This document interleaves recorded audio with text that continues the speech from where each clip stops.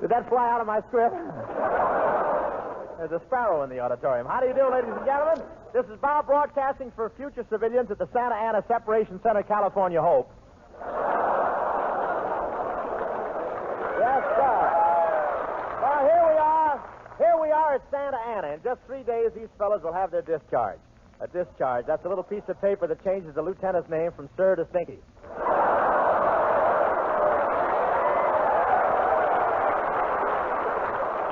I'm just kidding. All the old Army feuds are forgotten. Sergeants are slapping corporals in the back, and corporals are slapping PFCs in the back, and PFCs are slapping buck privates in the back, and buck privates are patting their dog tags. Right now, these fellas are interested in good jobs. I know they are. I saw a couple of guys following one down the street in Santa Ana.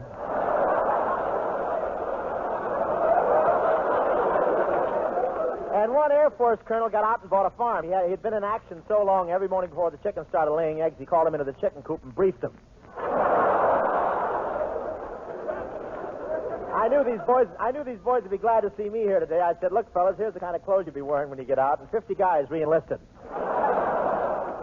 I saw some of these fellas shopping for clothes in Hollywood, and if they're used to getting stuff from a supply sergeant, the clerk had to throw the suits on the floor before these guys would try them on.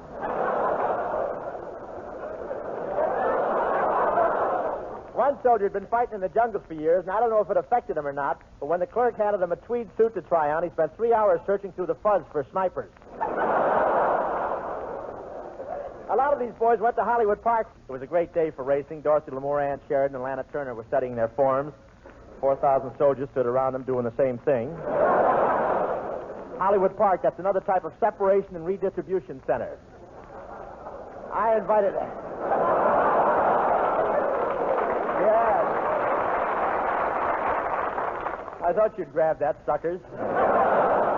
Me too. I invited Dottie Lamour and Betty Grable to share my box with me, but they all wanted to go inside. And my brother got arrested at the track. Somebody went through the crowd yelling, pickpocket, pickpocket, pickpocket. And he stepped up and said, what initial? One of the horses there was a French horse. I know he was French. Instead of lumps of sugar, they kept feeding him chocolate bars.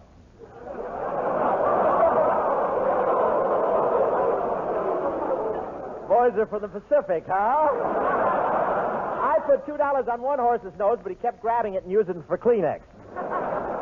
The horse I bet on was head and shoulders above the others, and why shouldn't he have been? The jockey was carrying him. I won't say how old my horse was, but when the jockey climbed down, the horse said, are we going through Lexington or Concord?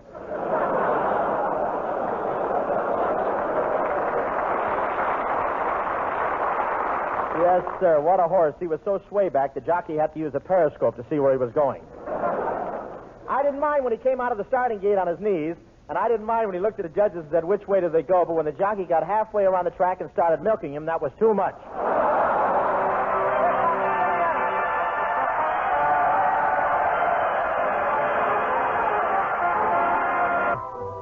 It's been a long, long time, but tomorrow I'll be out of this separation center.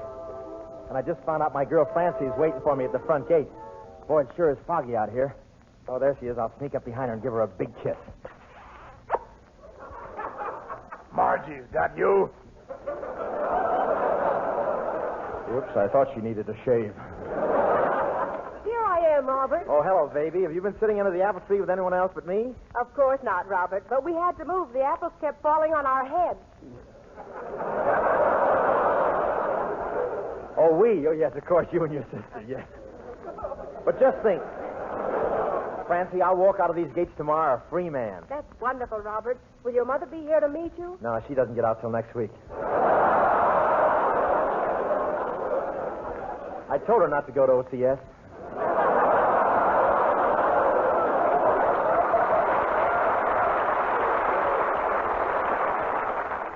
Gee, let me look at you, Robert. You put on weight. No, I haven't. I just haven't turned in my parachute yet.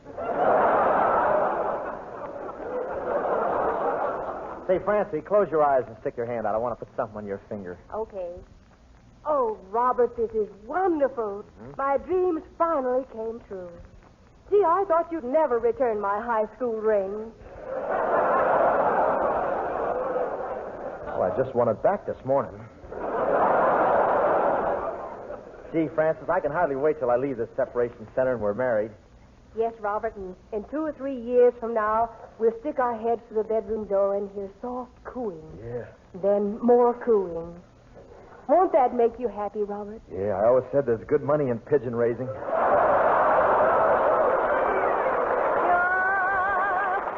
me once, kiss me twice, and kiss me once again. It's been a long... Hello, Francie. Gee, Robert, you sure been at this separation phase a long time.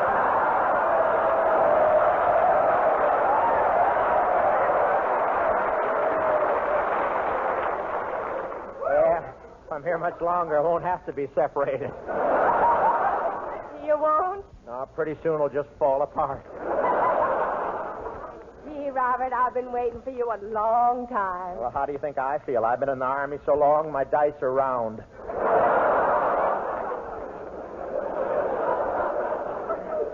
How about a kiss, Francie? Okay, Robert.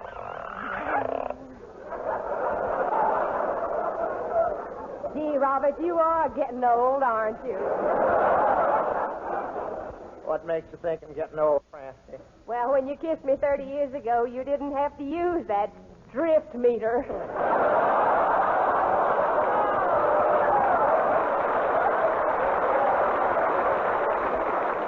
Yeah, but now I gotta find out which way the wind is blowing.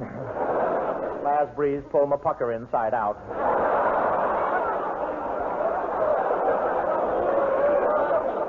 Guys, Robert, I don't see why you just don't walk out of this here separation base. Oh, can't do that. You know I'm essential.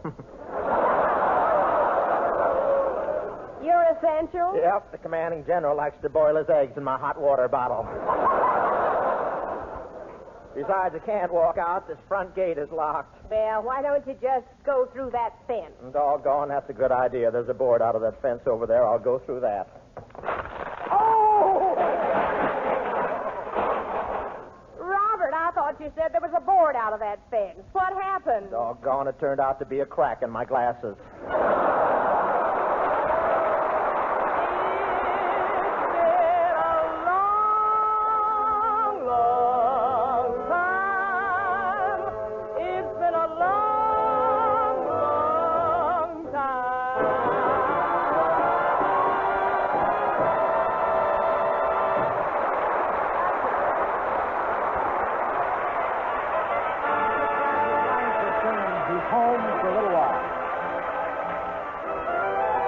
Ladies and gentlemen, ranking with the chaplains and the medics in the list of slightly unsung heroes of our late fracas were the correspondents who braved dangers daily to serve up names, places, and dates of the bravery of others for you along with your morning toast.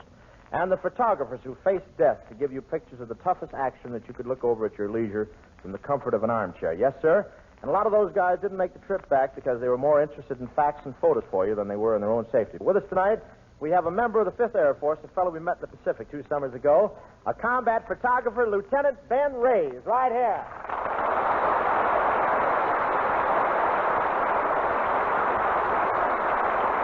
Thanks, fellas, and thanks, Bob. Well, Ben, it's nice to have you with us tonight. Well, I'm certainly proud to be here, Bob, on the top comedy show of the year with the world's greatest comedian. Oh, let's skip that, Ben. Why? After we rehearsed it so much? That clears up one thing for the audience. We really do have rehearsals. Say, Ben, the last time I saw you was down in the South Pacific. We really covered those islands with that plane, didn't we, Ben? I'll say. And it was quite an experience flying with you, Bob. What do you mean? Well, not everyone flies in a plane with their parachute open. Well, it wasn't my fault. I didn't know the pilot was being personal when he yelled jerk. You played most of the islands. Please. When they come, pause, Ben. I'll wait. Ben, when you get a belly, pamper it. You hear me? Don't. Not your type. Go ahead. It's all right. Belly laugh, you know. Belly laugh, old man. Come in. You look great. Thank you. You played most of the islands What in the time South they pump Pacific. you up today? Don't let me. all right. I'm sorry. You played most of the islands in the South Pacific, didn't you, Bob? Yes, we played the Marianas, Carolinas, Guadalcanal, New Guinea, Mindanao, Saipan, and the George Marshalls. The George Marshalls? I thought they were the Marshalls. Well, that's the name of my director at Paramount, Ben. I get an extra close-up if I mention him this week. If I can get through. Well, but Ben, Say, Ben, I've talked about myself long enough. Let's talk about you for a second. You know, I'm very interested in photography. In fact, recently I started collecting pictures. Yes, Bob? They told me you'd been to Paris. Yes, and I did very well over there. I sold French soldiers American postcards.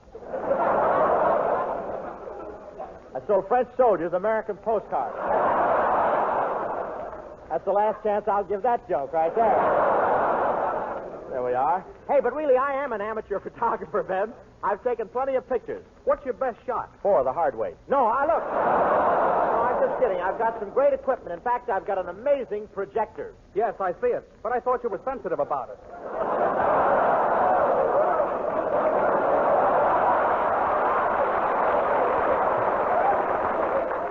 Well, it comes in handy for getting olives out of martini glasses anyway. Tell me, Ben, have you ever photographed any famous celebrities? Yes, I have a picture of Lana Turner, Hedy Lamarr, and Bing Crosby. And how about male stars? No kidding, Bob.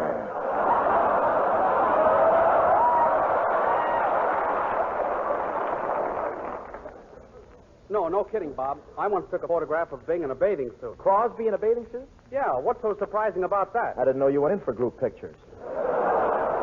Ben, I hear that you'll soon be a civilian again. Is that right? That's right, Bob. I'm pretty happy about getting out. In fact, you're just the guy I want to talk to. I am? Yeah. Say, where do you get those cheap suits? Are you kidding? You're kidding, of course. This outfit costs $22.50 secondhand. Say, Ben, how about you and I having dinner tonight? We can hash over past experiences. That'd be great, Bob. But I left my wallet at home, and I'm broke. Well, good night, Ben. It was nice talking to you. Thank you very much. Thank you, Lieutenant. Ben Reyes. Thank you. Here comes the Lieutenant.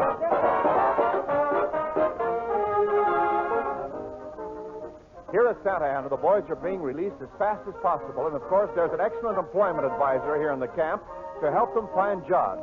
However, a lot of phony agencies are making a racket of finding jobs for servicemen. Tonight, we show you what happens when a couple of ex-servicemen fall in the hands of a phony job broker. Hey, soldier. Soldier, you want a job? Oh, I'm loaded. I know, but do you want a job? Colonna, you a job broker now? That's right, Hope. Just what kind of a job did you have in mind? Well, I'd like something soft. Yes, and how tall? Just a second, Colonna. I want you to meet my buddy. Hey, Ennis. Colonna, this is Skin. I beg pardon? I said this is Skin. Yeah, why don't you put somebody in it? Colonna, your IQ keeps dropping more every day. Well, I'll get a tighter belt. Well, come on, Colonna. We want jobs. Look in your file and see what you got. Okay, here's something. 5320 Sunset Boulevard. Husband comes home early. Oops. Wrong file. Well, I want a legitimate job, Colonna. I don't care how easy it is, but it has to be honest. Oh, well, then I have just the job for you, Hope. It's a pushover. Well, that sounds better. What do I do? Well, every day at 2 o'clock, you get shot out of a cannon with a mail bag between your teeth. And as you pass over Pomona, you hand it to the pilot of a plane on its way to Albuquerque. Colonna, what happened to the last guy that had the job? They fired him, Hope, for breaking a company rule. What did he do? On the second trip, he got bored and started reading the letters.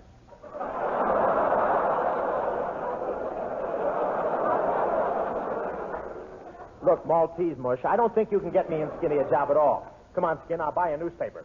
Yeah, let's look in the want ads, Bob. Okay.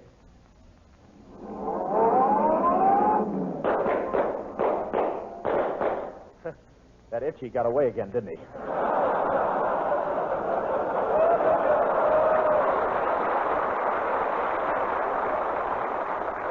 Say, here's something. Listen to this.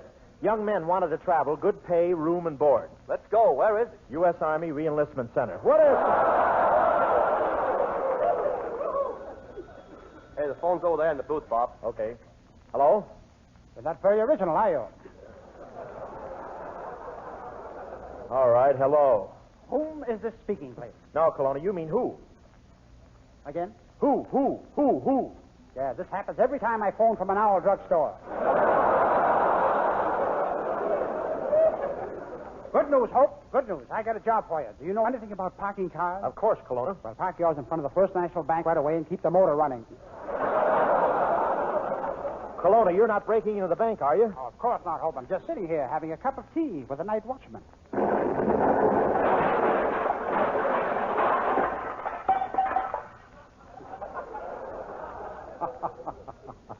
Too much lemon. Colonna, when you're looking for jobs, you're not supposed to pound the pavement with your head. I know, but listen, Hope, I've got a job for you and Edgar. Go over to a little hotel on 99th Street. A couple of our city's loveliest girls have taken it over. Oh, boy, pretty girls. Let's go, Skin. I wonder what they look like.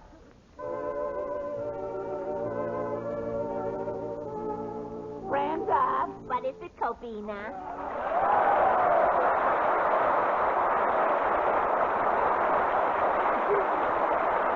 Gee, Brenda, imagine running a hotel. What are our rates? $5 a day for soldiers. Gosh, only $5 a day? Well, that's all we can afford. Oh, I just love running this hotel for servicemen. It's so romantic with all these generals and colonels around. Oh, I just love to snuggle up and rest my cheek on their shoulders. Who are you kidding, Cobina? The closest you ever got to brass was the time you got your head caught in the cuspidor.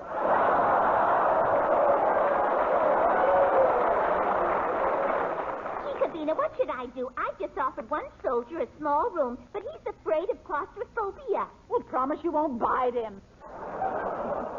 Oh, gee, ain't it lucky we got this hotel, Brenda? How would you like to be still living in the park? Oh, don't mention it. I think those squirrels were beginning to get a little jealous of us.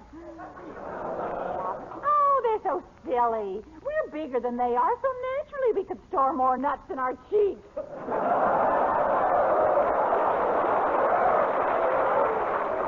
Gee, Brenda, I hope we don't get overworked here. I'm a little worried about my health. Every time my head gets below my waist, I get dizzy. Well, Cobina, I told you time and again, you ought to stop walking that way. Say, by the way, I'm getting hungry, ain't you? Let's put on the feed bag. Okay, Brenda, it's hanging on that nail there. Oh, look. Here's a customer. Oh, hello, girls. I'll have a room. Oh, here's a pen. Just sign the register. Oh, that's fine. Now let me blot it for you. Cobina, that ain't dignified. Put your hair back on your head. Say, doesn't that deerskin rug look grand in the lobby? Yeah, that's the one I got the time we went on our hunting trip. I don't remember you shooting a bear. I didn't shoot him. Remember, I hugged him to death. Cobina, you should be ashamed of yourself hugging a poor bear to death. Oh, you should talk, Brenda. You know that moose head on the wall didn't walk in here.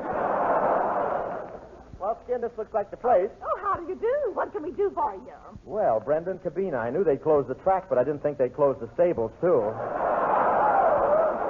Well, how's old Hubba Blubber?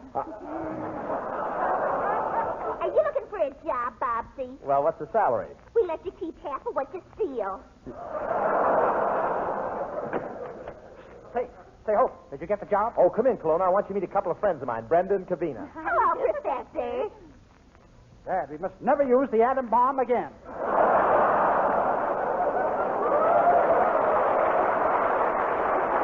Hey, what do you want, Colonna? I came over to collect my commission for getting you the job, Hope. Reach for the ceiling. This is a stick-up. A stick-up, so this is how you play your hand, huh? Yes, this is how I play my hand, Hope. Now open the cash register and start dealing. Fine. Now, nobody move for 6 hours. Why do you want anyone to move for 6 hours, Colonna? I'm making my getaway on the Santa Ana bus.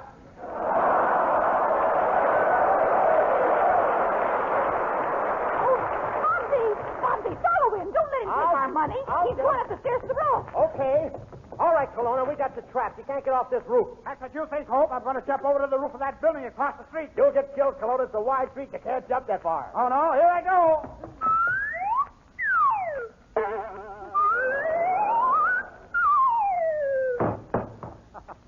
Lucky that telephone wire was there.